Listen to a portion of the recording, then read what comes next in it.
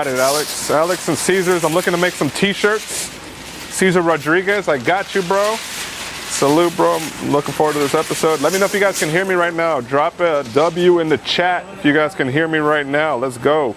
All right, we're gonna start this as a one-take video. I want to take you guys throughout the entire process. So I think I got to do the intro right. I got to do some justice. All right. So right now, they're literally brands doing millions of dollars that started in factories like this. We're talking about some of your favorite streamers to some of your favorite sports brands, all utilizing the power of all-over printing. When it comes to all-over printing, there's a lot of different components that you need to know about, from designing to how the product actually comes together in a cut and sew, the types of fabrics, as well as your pricing. And that's what we're covering throughout this live. We're going to be diving into the margins as well as profitability and the strategy for you to start and scale with a company like this here. Whether it's this company or another company that you decide to do business with, the whole goal of this is just to help educate you guys a little bit and bring you guys behind the scenes while we're at it. So, as you guys can see right behind us, we have, this is one of the factories that I love to showcase. Really good company called Genre Sports. They employ here in Las Vegas. They got a bunch of different capabilities. So all of this that you guys see here is all dye sublimation. And right now what I want to do is actually start by taking it over to the owner. So let's come over here, guys. And if you guys are right now watching, drop your questions, because we're going to be going through all of this right now. So you can actually take it in front of me and then go down that way. But as you guys can see right here, they do all kinds of jerseys, from fan jerseys to sports jerseys to esports. That's how I came to learn about this company, was really in the dye sublimation side. So you guys can see all these different panels and all these different little markings. They all come together to make one product. And the man right here is the man that actually started it. What up, Jeff? Hey, John. Hey, how are you? Hey, thanks for having us on. I wanna bring you right over here. Okay, There's a great spot here that we identified. Move that back. Yeah, once we get you set up. Cool. So you started this company, Genre Sports. Yes. The people watching right now, tell them a little bit about your beginnings. Did you just open up this factory like, I'm gonna do this dye sublimation, or what were your starting story? Well, I grew up in apparel. You know, my dad had business in apparel and a wholesale brand out of Reno, and then I ran factories for about 30 years. I'm sorry to interrupt you. I just saw that your microphone is disconnected. So, guys, we got his mic disconnected from the shirt. I think it fell through. Oh. Yeah. It's not that wireless. We still wired a little bit. No, it's oh, it's there, but here. it's the other way. Okay, so let me put it right here. Boom.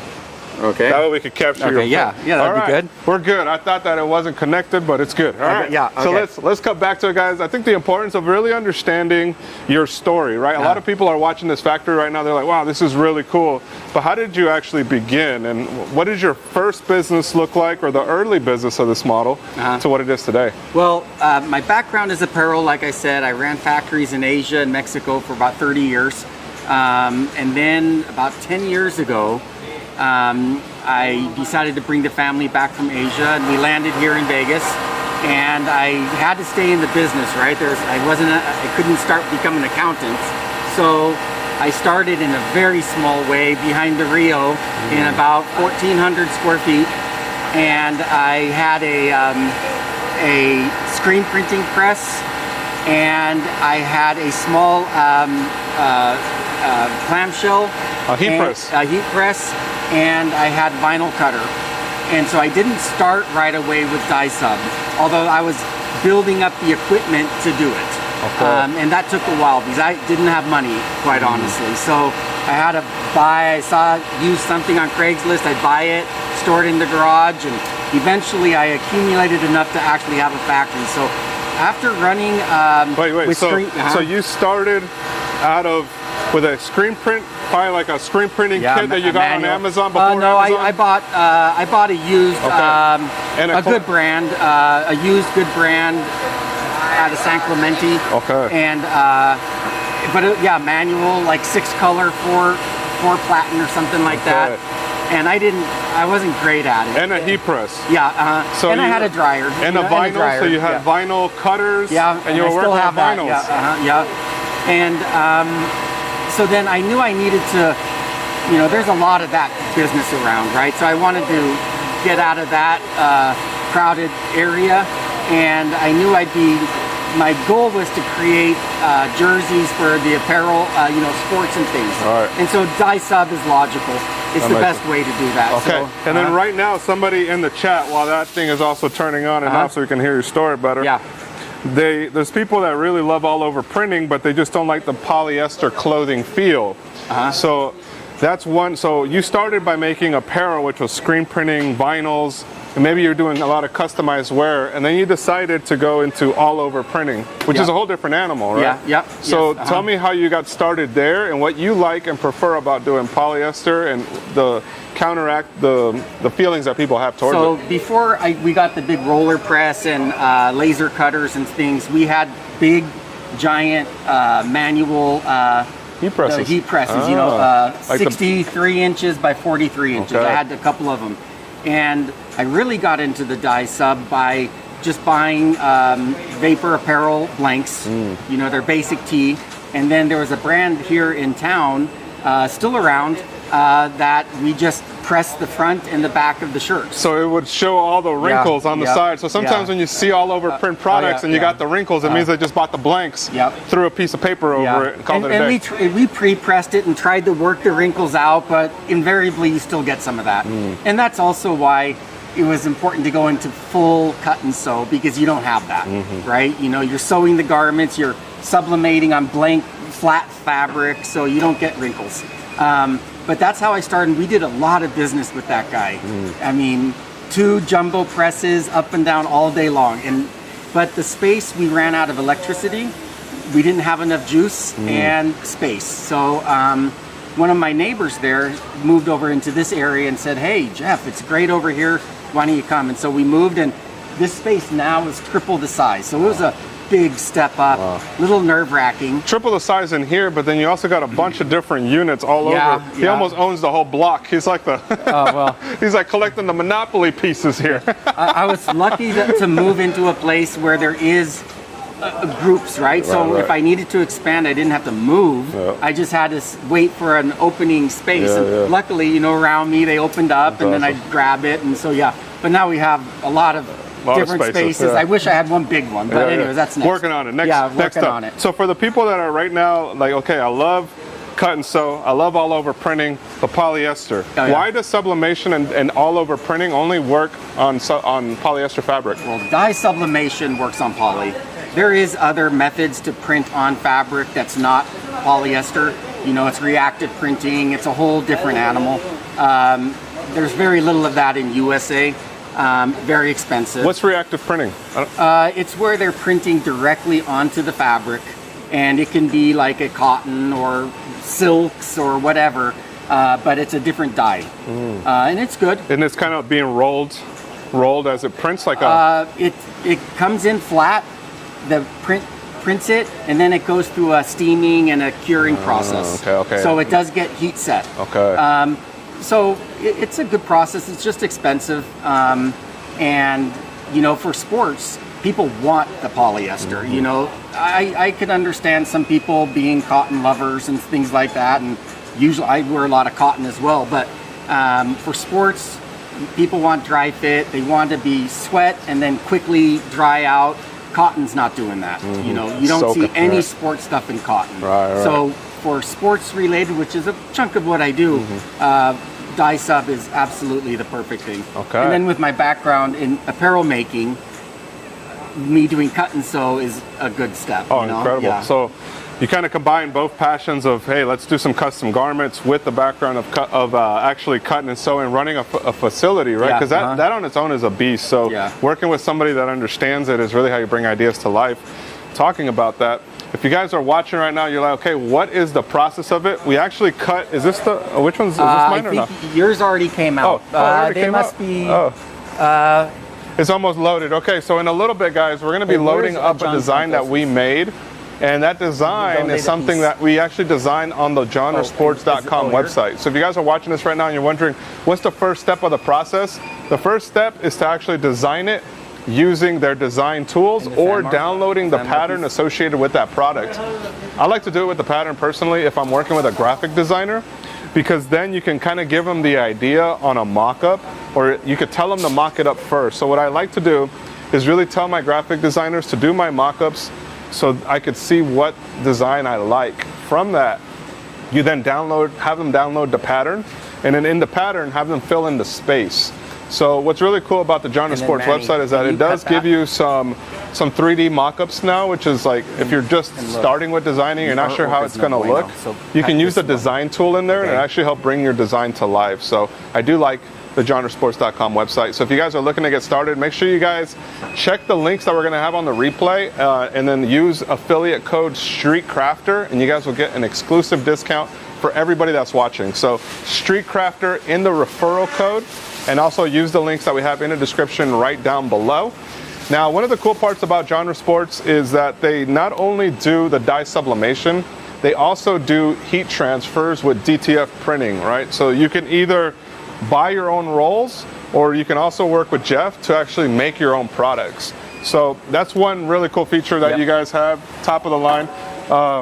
This is the actual garment that we printed this morning. So actually, this is the first time he's seeing it. Yeah. So they just printed it right now. We're hand cutting it. Normally we laser cut it, but we had to do the inside line, so we're just doing a quick and easy hand cut. This is a good example of like my graphic artist didn't do the patterns correctly, but usually if you work with Jeff, you send him the design, you guys will be able to make sure it prints right. So if I had sent you the design in advance, your graphic artist would have formatted the concept, you know, I don't even need final stuff, but a concept of what you want, pictures, the logos, we need your logos, things like that. And then, and you describe what you want, pink sleeves, blue body, camo design, whatever.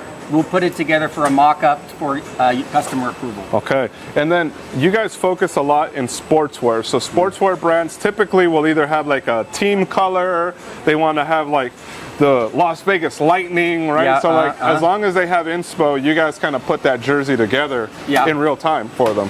I mean, not right in front of them, but but yes, definitely we'll put it together. And you know, the approval process, if we don't do exactly what you're expecting, you reject it and tell us what the change is, and we do it, and we'll keep doing that until it's done. It's pretty cool, guys. If you're running, so one of the aspects of dye sublimation is obviously being able to, if you're a coach, you got a team, you got a 12, 20 person run, doing dye sublimation allows you to customize to team players.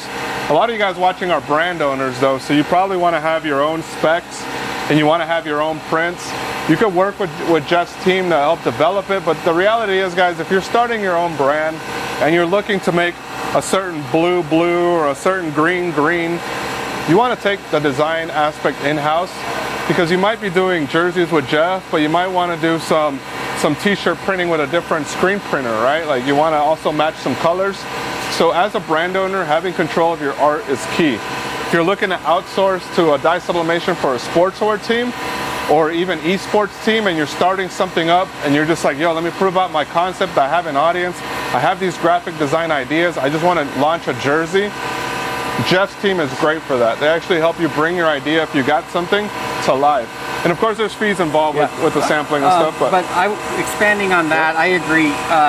Great brand owners, to me, are also talented graphic designers. You know, I see a lot of people that start with graphic skills and they develop brands and they're successful.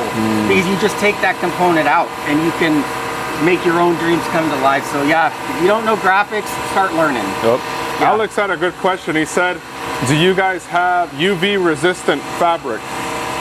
All of the, most of this is. Like the #1 fabric we use for soccer, it's UV 50. So UV 50, they do have UV resistant fabric here. If you're starting a sportswear brand, they got a couple of different fabrics.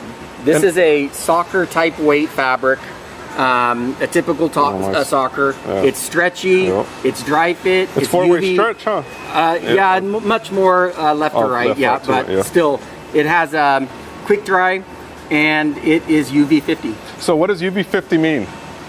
Ultraviolet, cuts 50, like it's like wearing 50 sunscreen. Oh, really? Yeah, so obviously this is a tank top. Your arms are going to get sunburned. So you're like UV 25 because you only got 50% of your body plus 50% only covered. So UV 25, but UV 50 fabric. Yeah. But obviously if you put it all over your body. Yeah, so I mean, we do a lot of long sleeves. We do fishing shirts here where you have the hood you know, that fabric, hood, long sleeve, so you're covered. Yeah. Those are some really marketable traits of a fabric, is to actually be sun resistant. Oh yeah. Yep. So then, and they're lightweight too. So yeah. So can we take them through the process? They obviously already did this. I want to. So we're going to come back to this so you guys can see how that comes to life. Right now, I want to go through.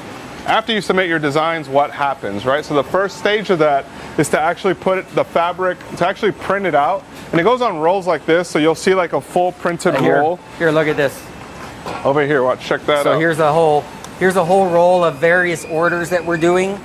And it's printed in a mirror, so you can't read that until it gets sublimated. So these are very, very, very interesting components of dye sublimation, guys. As you guys can see, all of the art drops into a pattern that's ready for production. That's the biggest piece here. You don't have to design it in the pattern. Jeff and his team already got all the pattern sized, ready to go. Yeah, we do that. And so then you can see up here.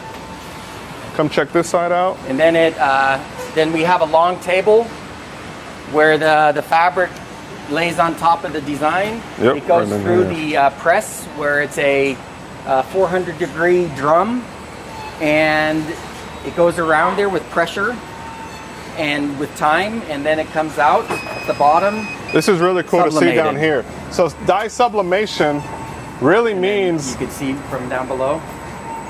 So as you guys can see, dye sublimation really means it's being dyed and like really printed into the fabric. So this is the fabric, and this up here is the paper.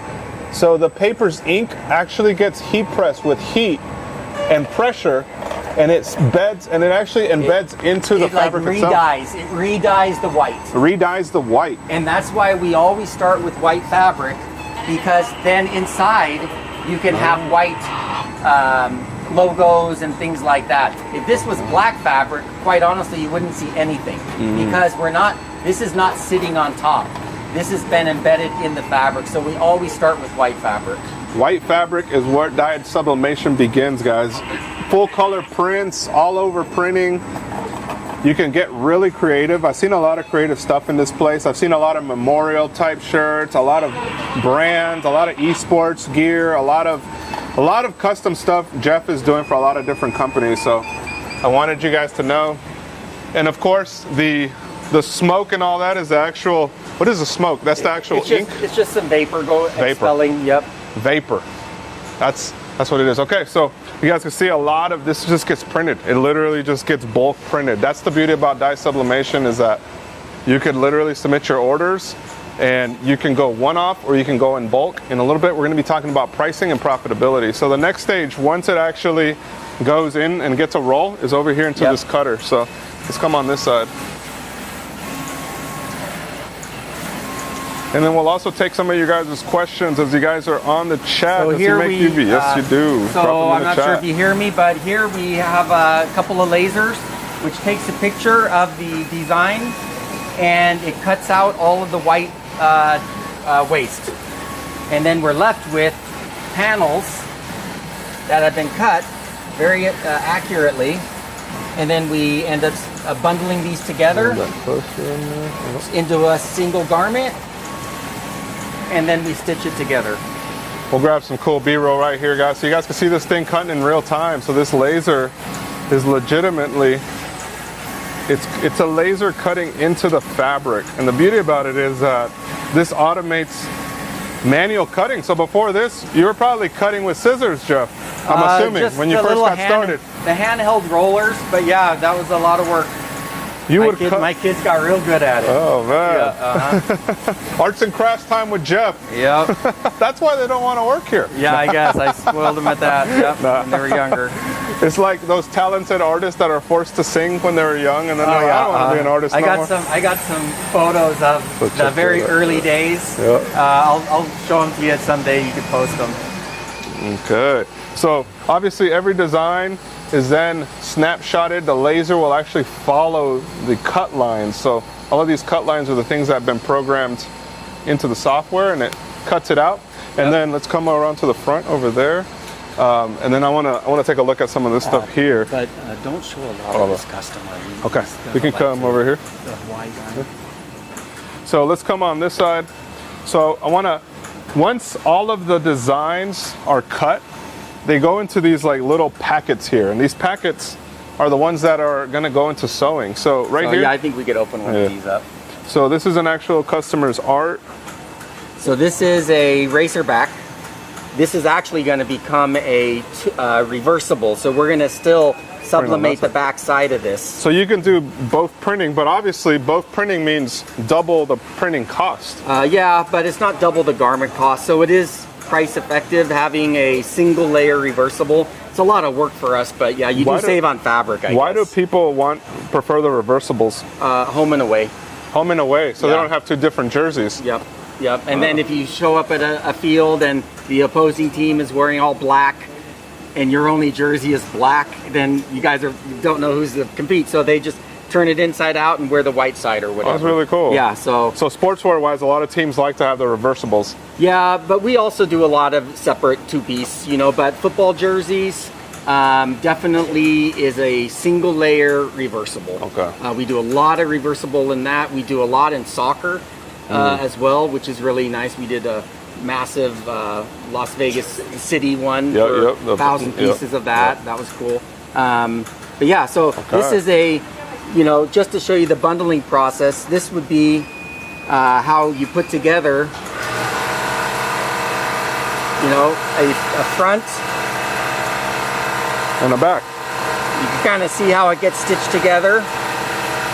Side seams, overlock, and so forth. Okay. Then we put the binding around it, and that one's good. Okay, I love it, I love it. And that's why the process of this, doing one off or doing in bulk, you got to really have a good system to be able to do one or a whole team order. Yeah, and a lot of team orders become single piece orders. There's always add-on players. Someone loses a jersey. There's a lot of, in this business, there's a lot of one-piece stuff. Okay, there's a lot. Which is no fun, but that's part of the game. Oh man, that's actually a really good way to look at it. I want to pause a little bit while the air compressor is there, guys. If you can hear me, drop your questions in the chat. We're going to be diving in through the next part of the process, which is sewing, taking your questions throughout it. And let me look through here real quick.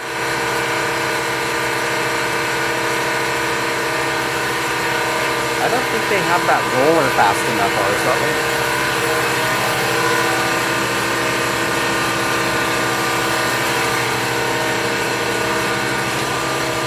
So right now, I have the laser cutter behind me, and we also have the actual compressor running. That's what powers these tools. So if you can hear me, drop your question, drop your theory, not your theory, drop your guess as to how much a laser cutter like this costs. One of these laser cutters, drop your guess as to how much they cost. Maybe we'll reveal it at the end of the stream. I think that'd be cool. And I think the pricing of them fluctuates. So just, what do you think this laser cutter costs? Drop your answer in the question right down below. The winner will get a shout out. All right, you guys will get shouted out, pinned on the replay. So yes, if you guys are watching this right now, we're live from Genre Sports. We're making custom sportswear apparel. So think about anything in sportswear, athleisure, esports. We just started covering, after it gets cut, it actually goes into bundling, and bundling means that verifying that all the pieces were there. Yep. So as we look at these different products, we talked about UV50 fabric, and then we also have fabric for like this. So somebody that's just getting started, that maybe wants a brand and something more premium that fits well, what type of fabric would you push them to look at in terms of something that maybe they want to do an elevated streetwear soccer tee because FIFA's around the corner and they want to drop a soccer collection? What type of fabric would you recommend they look into? Well, I would say the best one for soccer would be the one that we use, quite honestly. It's a 160 GSM, UV50 like we said, moisture management, dry fit. It has a good weight to it, so it drapes well, but it's great to work out in. But I would say that's a proper way. You could also ask us for some sample fabrics and we could send something out. That would be one way to look at it. But different sports have different fabrics. Like football, our fabric is much thicker and much heavier duty, right? So we have like a range of about 15 fabrics that we use on a regular basis. On a regular basis. So depending on what the customer needs is the fabric choice that you push into. A hoodie is a heavier weight, brushed inside, polyester. So they're all different. Okay. And different weights. Okay. Yeah. And for the people watching that are wondering, okay, what are the price points involved with getting, let's say, a soccer jersey or one of the staple dye sublimation? What do prices start and what quantities? Well, like I said, we do one piece.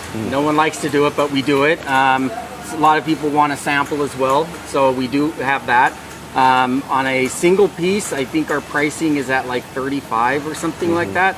And then as you buy more, it goes all the way down to, I believe we have $14. $14, you know, and that's when you're getting into the 500 range. Okay. And again, you know, one of our benefits is we might not be the cheapest, but we're really fast.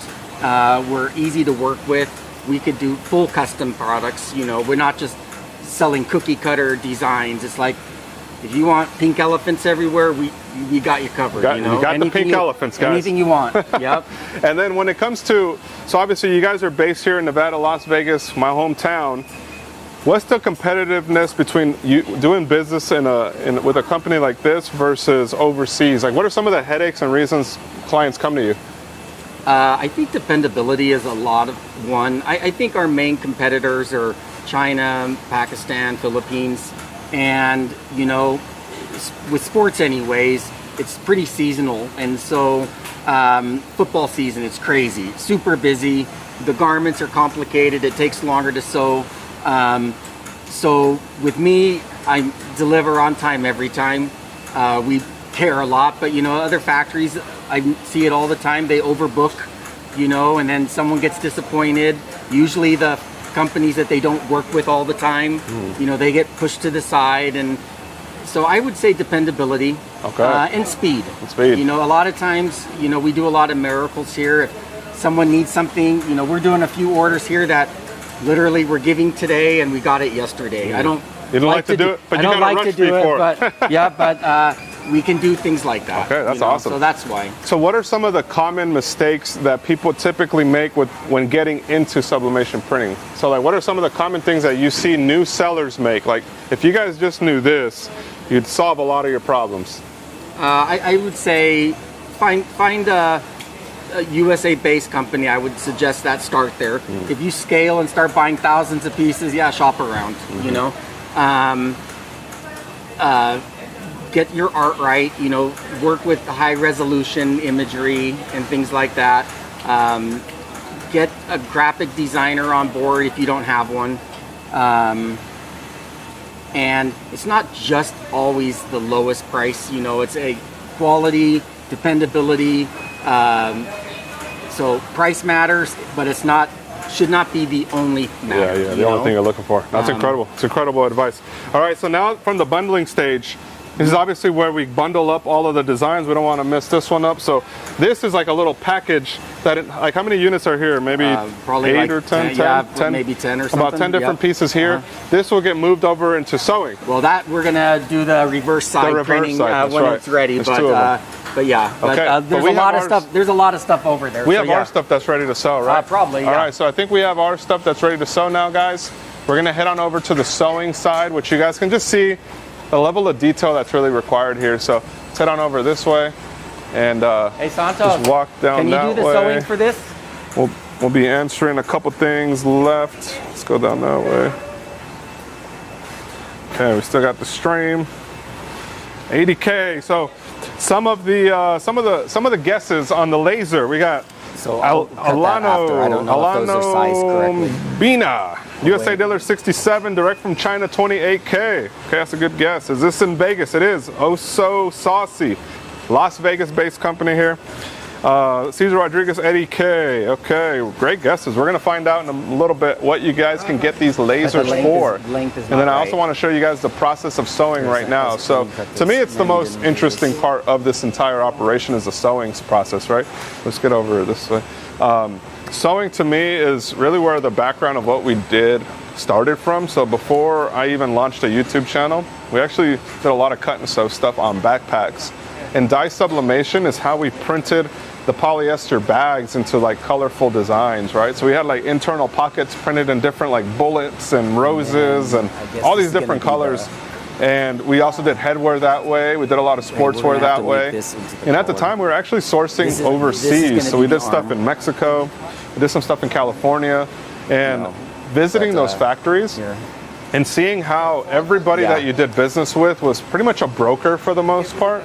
The broker would essentially, for us, would get our designs, and then she'd tell us like, hey, this is good. Can you format it a little bit more high scale? They kind of walked me through the process.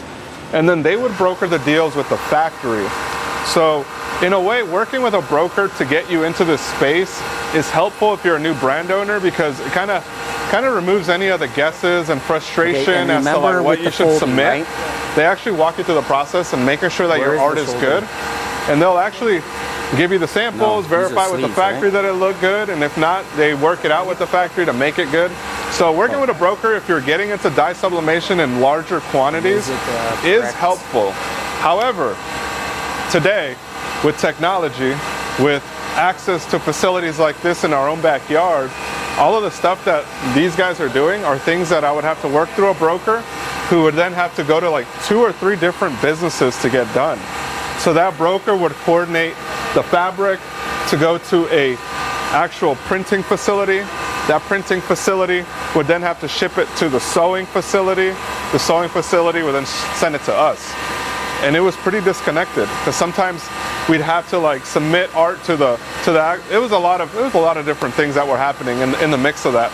So when you're trying to piece everything together, you might get the lowest price. So what Jeff just talked about is that you can get the great price if you're shopping for great price, but it just means that you're going to have a lot more heavy lifting on your end. And if you love to control the details, that's good to go. But when it comes to working with a supplier that has everything in-house, like he literally prints the paper, he literally cuts the paper, and they sew the paper, and they sew the fabrics, it's pretty cool. It's legit. So this is actually like a full operation. This is only one part of the factory, because he actually has a whole room that's just dedicated to printing rolls. He's got another room that's dedicated to printing DTF as well. So he has a full thing right here in Vegas, and that's why I love to showcase it, because he really is open about educating people, and he'll bring somebody in and show them the ropes, and you can do business with him. He's a great guy. So from here, we obviously have our bundled fabric, which we move. So this is all scrap fabric. So there is scrap fabric that gets recycled. A lot of polyester like this gets recycled into like teddy bears and stuff that end up in probably in Uganda or something like down there. Maybe in like southern Mexico. I don't know. Hey Jeff, what happens to recycled polyester? They rip it apart and they make teddy bears with it? No, I think they end up making yarn again with it. They make yarn with it? I believe so, yeah. So they make it into pellets, right? Yeah, I think it goes back into the pellet form and then the yarn form. Okay, yeah, I saw it at a okay, but now the man Santos is working on it real quick, so he's moving fast. Yeah, you better. Y yo también quería calar poquito, se me deja ahí hacer un sewing. So this guy Santos is super legit. So come on out so you can see. I'm gonna go in there. Yeah. So I'm gonna try this. It's been a while since I've sewn. Oh, great. Hopefully I don't sew my hand. ¿Cómo? Oh, sí. Okay. All right. So let's. John, I don't think you should be sewing with the sleeve. Here, let's give you a very easy thing to sew. Let's come this way. Here, I'm gonna get you something easy. Oh, he's gonna. You don't believe in me, Jeff? I think I could do it. I think I got this, guys. So this machine right here, there's like multiple machines in the actual sewing process. Okay, so let's just see you sew 2 straight lines. Okay, How's 2 straight lines. How's right. that sound? Okay, so if I remember correctly, from all my years of not sewing, but seeing people sew, it looks pretty easy, Jeff. I don't think it's that complicated. Easy, yep. So this is 3 pieces. So 2 pieces. I want to put, it's 2 or 3, right? 3? Oh, is it 3? Oh, okay. shoot. I should have given you 2. See, you're setting me up for failure. All right. Yep. So now I have this in here. And to be honest, this guy makes it look really easy, but I'm actually not really sure what to do. I know I got to push on this. Oh. So wait. Oh. Okay. Yeah, you're on it. Right? You know, the other pedal lifts it up, right? Over to your right. This does what? That lifts the foot up. Oh, so I can put the fabric in. Yep. But now that it's in, just keep pressing the gas. Hit the gas. There you go. There you go. Oh, hold on. All right, chat. Oh, what? And then what do I do here though? I forgot. Here, give it more gas. More gas? Yep. Okay. There's an auto cutter. Yeah. Check it out, chat. Made my own sleeve.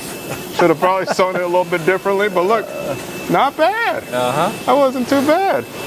I didn't sell myself. Yeah, you didn't get a needle in your finger. But you know what? This was a straight line though. Yeah. So the next one is a curve, and that's for a pro. That's for a pro. So straight line, not bad. Yeah. Hit the W in the chat if you guys think I accomplished it. Look at that. Check it out. Would you guys buy this? Yes, no, probably not, because look, it's actually off. Half of it's white. Myself. Mexican Gucci right here. Sewn by a real Mexican that has never worked in a factory before.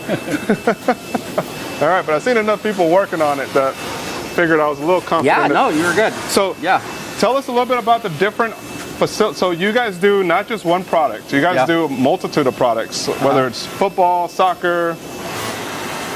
How does a factory like this function where it's not just one product coming out at the same time? Yeah, it's complicated. Luckily, I have a lot of people that have stayed working with me for a long time. So everyone's cross-trained.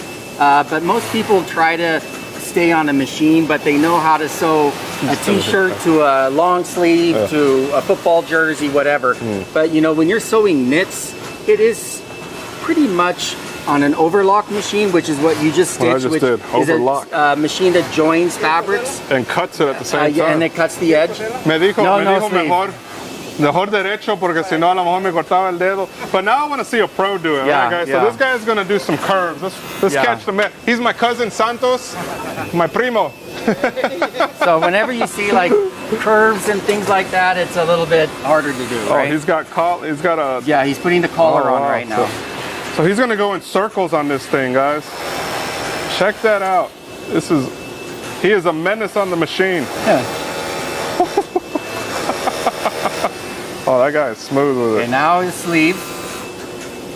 So he literally... I think sleeve attach is probably the hardest. The hardest part. Because you have opposing, here, hold on. See, you have opposing curves, don't you? Right. This is curving this way, and that's curving that way. So you have to marry it together. So yeah, what do you... Oh, wow. So see how he's... A lot of handling, talent goes in. Wow. He just makes it look really easy, but I just did a one straight line, almost messed it up. Yeah.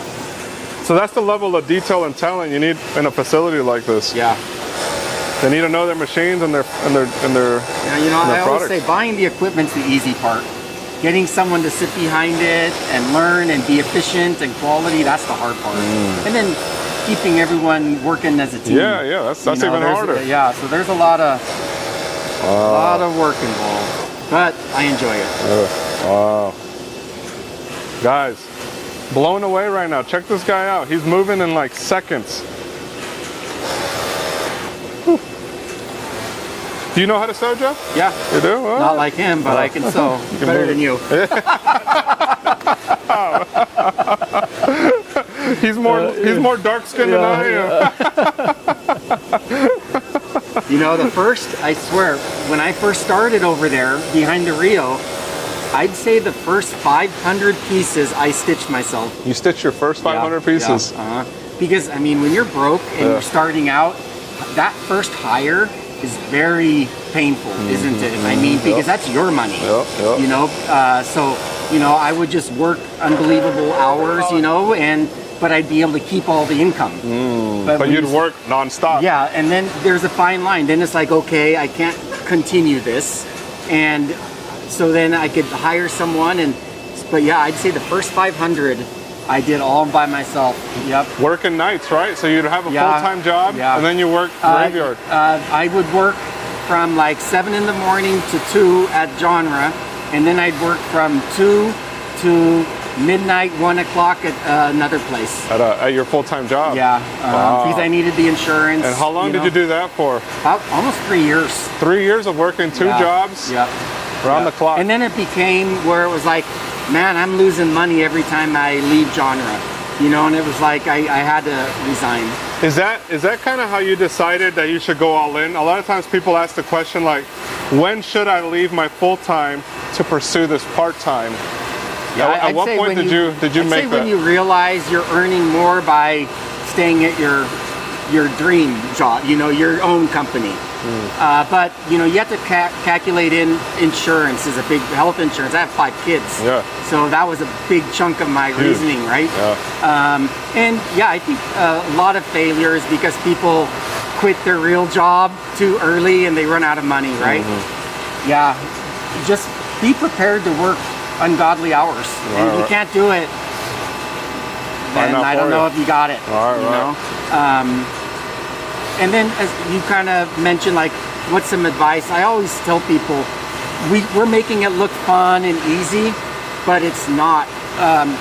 It's fun for me though. I won't disagree with that. But start your skill with graphics and selling.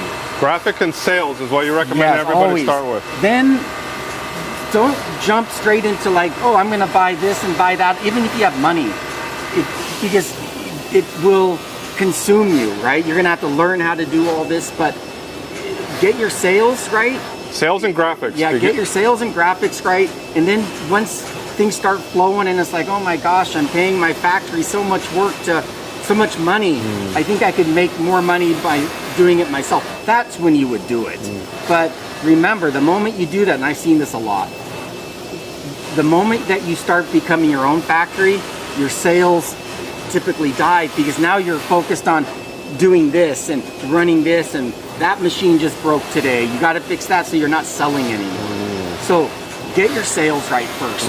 You know, stabilize your business, make sure the model works before you invest into it. Becoming like a big factory like this, I mean, this is like 13 years for me to bring it to this, and I had 30 years of, well, not, I guess 25 years of prior experience running factories, big ones. So I mean, I had already worked out a lot of the learning curve, right? I had to learn more about the printing and the dye sub part, not the sewing. You know, so anyways. Okay, so make sure you guys get, a lot of times people ask me, hey, when should I leave my job and pursue my business? That was great advice that Jeff just gave. It really is when you have your job that makes, the job isn't making as much as your business, and your business, anytime you leave your business, you're losing money. So at that point, you can start to transition. Well, what did the transition period look like for you? Because I know you had 5 kids, and you also obviously had a full-time job, and you had a house, you had the house. Was it just a overnight thing? Did you go part-time? What did you do to transition away from that? You know, I worked at Venetian, right? And I was in their billing department for the catering, like the in-house events and things like that. And during the 3rd quarter, it's slow. And so they give free unlimited time off in the 3rd quarter, but you still keep health insurance. And so, and then right when Obamacare was coming in, that's when I basically switched, because my wife has pre-existing conditions too. I wouldn't have been able to get insurance for her. So I gave my saying, hey, I'll take all of 3rd quarter off, and then I kept the insurance. You kept the insurance, and then Venetian, they said, hey, if you worked so long, because of this transition to Obamacare, no matter what, you get like 1 year. And it was like, oh my gosh. Oh wow. Yeah, so you actually got, my timing was just so ideal, and I was just a lot of luck. It was meant to be. It was meant to be. But anyways, I ended up being able to maintain my insurance for a year after that. So thank you, Mr. Adelson. Wow, that's actually really cool. Thank you, Mr. Adelson with Venetian. He's a great employer. So if you work for a good company that employs you, they give you some flexibility in pursuing your job. Venetian is a great one, yeah. Okay, and this is the jersey, guys. There you go. Okay. We missed a couple steps. We were talking too much. Yeah, we were talking a little bit too much. This is the design. I just sent the design over to him literally this morning. So we're seeing it for the first time put together, but. So this is a fan jersey. This is like a typical football fan jersey, where you have the fabric in the shoulder and sleeves different, and then you have a mesh body. Sometimes we make this with the same fabric up here. Oh, I see it. I see it. Yeah, that's nice. what this is. This is really nice. All right, you guys, check that out. Full dye sublimation, cut and sew, done in real time. And we got a couple of questions that we got to answer, but you're offered blind. So one of the questions, let's take it to this Q&A. I like this this table over here for the Q&A, guys. Drop your questions, because we're going to be diving into what does this actually cost? How much can you actually make? Let's run through it. So we'll come over here, and I'll stand over here, and then cool. We'll come over this way, Jeff. All right. So, for those of you guys that are watching, we just did a full dye sublimation run through. So we took the design. The design is part of the process for the design. The genresports.com website has some great designing tools there. So if you guys want to upload and see how your design looks, my cousin was just working on that last night.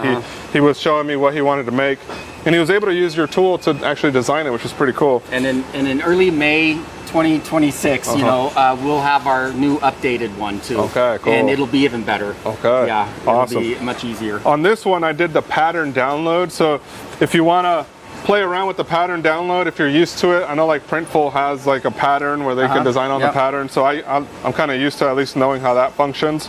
You can do the pattern download. If you don't really know the art, as long as you have good inspiration and good graphics, Jeff's team has a fee on top of it where they can put your art together in order to put your production run in.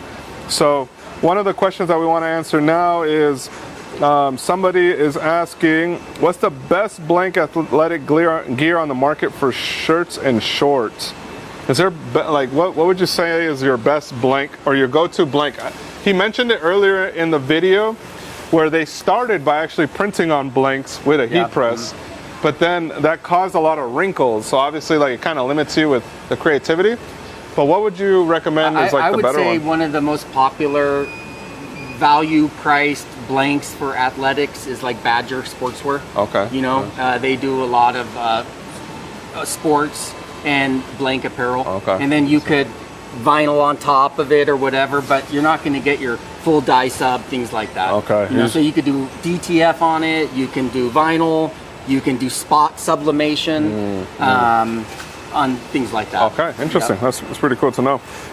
And then when it comes to, obviously pricing wise is something that we're going to dive into here. We're going to go, okay, let's answer the question about lasers. So earlier we asked, how much do you think the laser system costs? So Jeff, what are laser machines running today in the market if you wanted to? I know you got it for a different price because he's a guy that goes and finds stuff. So, and it's those lasers, if I bought it the traditional way, you know, from a show or whatever, I think they're marketing it like between 40 and 50.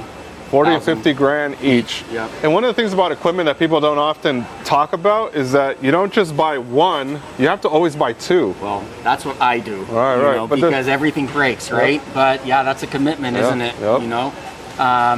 But yeah, I have backups of everything. Yep. And that's one thing that people don't consider when they're pricing things together, because they're like, oh, I got this one thing, it should work. But then if you got all these orders and it breaks, you're down. And it always happens. I promise you, I'm fixing something every couple days. Yeah. Something significant. Right. You know, where a lot of people would have to call a tech in, you know. But yeah, so that's another thing. If you want to run your own factory, this is a medium scale factory, right? You don't have a ton of staff, right? I mean, you got to do a lot of the stuff yourself. I mean, it would be nice if someday I was 10 times as big and I had mechanics and this and that, but that's not reality. So I have to do a lot myself. So you better be handy. Be handy. That is one thing. Out of all the manufacturing facilities I go to, one common thing, whether it's a small startup or a big brand, everybody either has the founder or operator is pretty technically savvy, or the co-founder is. Yeah. And they're the ones that are running the software, making sure the machines are working, or they got somebody full-time doing it, literally full-time doing it. Which is crazy to think about. Like, you really have to invest a lot of time into just maintaining the equipment. That's part of, you know, a business like this. There's a lot of lost weekends. You know, you got to be ready for that. I mean, because I don't know how to fix no one's born knowing how to fix a laser.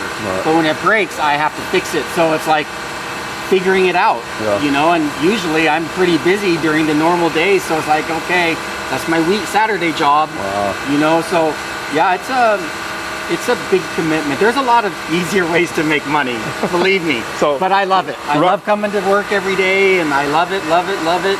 But running a print shop is a lot of work. It is. But if you're a brand owner, seeing your designs come to life is really cool. Like, this is the fun part. I love it. I love it. Me seeing the design the other day and then sending it to you and seeing it now. This is the fun part that brand owners get to make, or people that are selling. So one of the things he recommended was, focus on your designing, graphic design, and sales. Yeah. And if you focus there, you can get sales, work with a partner like genresports.com to make your products and deliver it, and you make the margin. Yeah. So now, with the margin in place, let's talk a little bit about pricing. So when it comes to this t-shirt or a standard t-shirt, because obviously pricing is dynamic and it changes based on quantities, right? There's one thing that we were mentioning, guys, is depending on your quantity. You know, we have the wholesale side of the business. So you got the direct to a customer and you got the wholesale side. Yep. So, you know, there is a little difference in price there, you know. So what does a jersey like this run for, what, like one-off, and then maybe if I order 200 pieces or maybe 500 pieces, like when do I get the price breaks? Yeah, so the price breaks are like 1 to 6, 7 to 24, I think, 24 to 72, 72 to 144, and then something bigger than that. But it's all on the website. Okay. And different products have different prices. But I'm just guessing that like a single unit of this, I'm guessing is probably like $35 or $37.50. Okay. 200 pieces of this is probably $25. Okay. And then when do I get it to like 15 if I want, or 17? When you are a wholesale dealer. A wholesale dealer, okay. Yeah. You're doing a lot more volume. Yep. Okay. And you're in the business, you have a tax ID, the EIN number, you know, you have a website or something like that. Okay. Yep. Okay. So then as a brand owner, if you order 500 pieces, are you getting those price breaks too? Like if you're a wholesale, licensed, registered, all that good stuff? If you apply and I review the paperwork and you have it, yeah, we can do that. Okay. Guys, so pricing really is dependent on what tier of account you have. Obviously, you need to have your paperwork and your legalities. That's why it's so important. You register your business, you get your tax ID, you get your wholesale license, you have a website to show. A lot of times people go to suppliers like, hey, I want to start this. Why can't I get the wholesale rate? But they don't have a website and they don't have anything to show for it. So you put the step forward and people will be able to give you better pricing. Now, in a recent video that we did, we took a soccer jersey and we actually showed it out to a bunch of different people, and we got pricing of retail-wise $60 to $80 on the retail side because the design was really engaging, right? We had a really cool-looking design.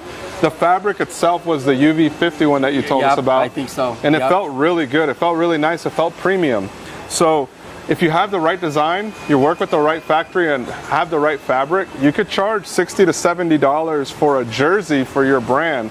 And even if you're starting at that $27 price point, you're still 3xing your investment, which is pretty significant for a new product. I think brand owners can do that. Yep. I think if you're in the sports world, it's uber competitive and it's not as high as margins. So what kind of margins are you looking at on the sports world side? If you want to go and sell it to teams, I think 50. 50 bucks. Oh, 50%. Yep. Okay, that makes sense. Like if you're, because there's a lot of, because the designs are not so great. The coach themselves typically go to somebody and say, hey, I want this. It's not like a brand. You're creating a killer design and people just got to have it. They'll pay anything, right? Yeah. But with sports, the coach kind of says, hey, I want this, make it happen. We make it happen.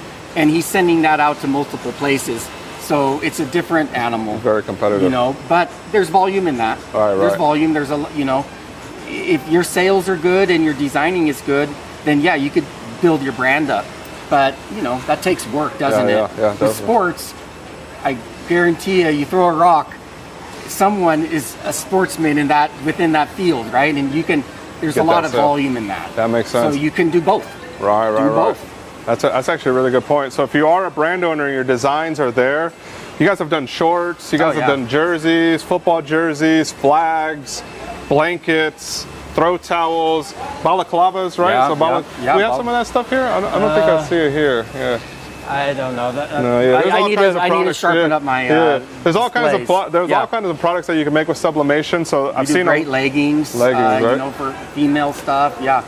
Awesome, guys. So we're gonna drop the link for you guys to check out right after this live stream. We're gonna throw it in the description. So make sure you guys check out the replay, and more importantly, make sure you check out the website fromthegroundup.io. We will link the opt-in, so you guys will get Genre Sports resource. You got a bunch of other suppliers and resources that you might need as you're starting your brand and business.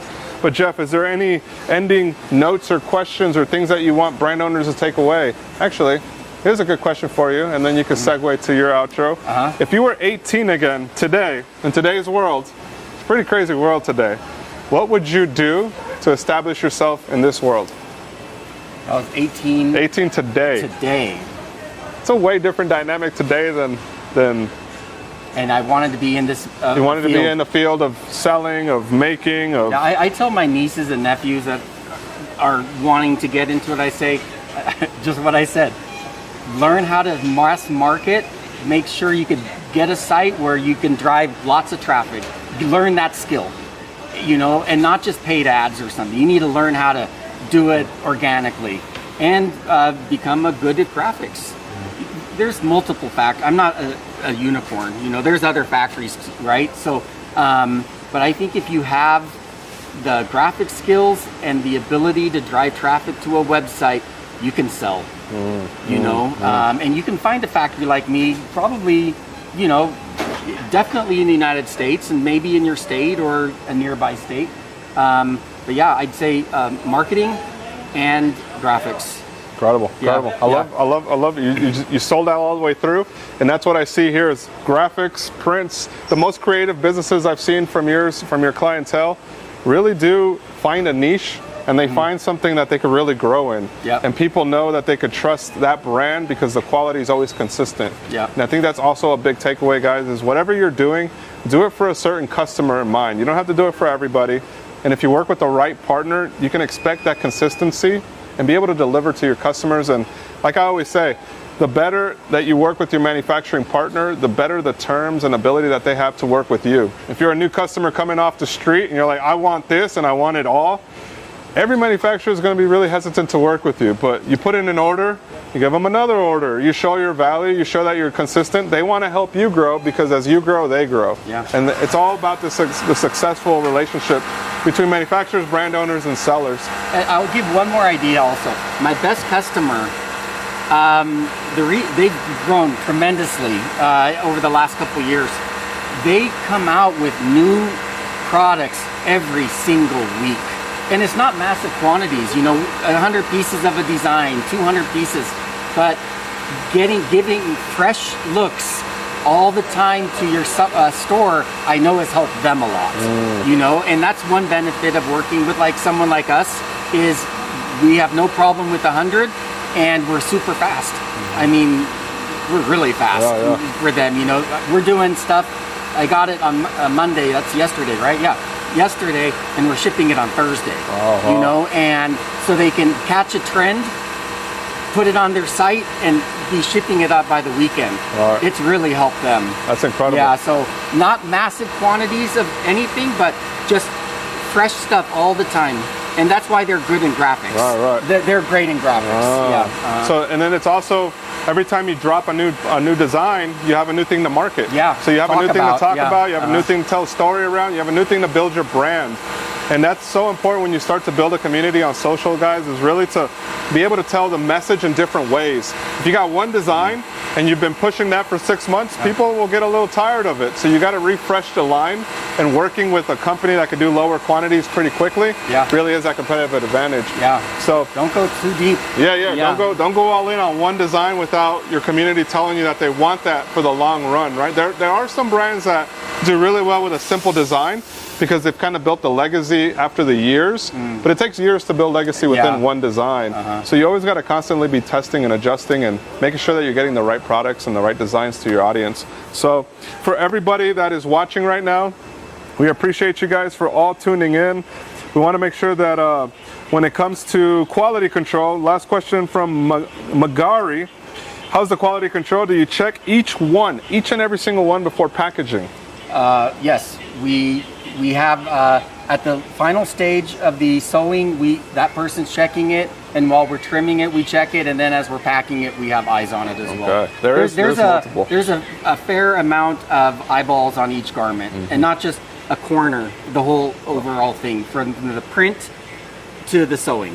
And I would attest that their quality today has drastically improved from when I first met you even 5 years ago, right? Like I met him 5 years ago, improving, yes. And he's implemented new systems that I'm like, yo, you got to do this, and he's awesome, man. So you're doing a great job, Jeff. Thank you for always bringing value to the audience. I wanted to kick this first factory live stream with you because we did one years ago, and it did so good, and people had so many questions. So I feel like this world of cut and sew sometimes is so inaccessible that people feel like it's a little bit too overwhelming to get into. But then when you look at the fact that I can start with one, I could test leggings, I could do jerseys, I can do like all of these new products that your brand can expand to, especially when it comes to chasing trend, guys.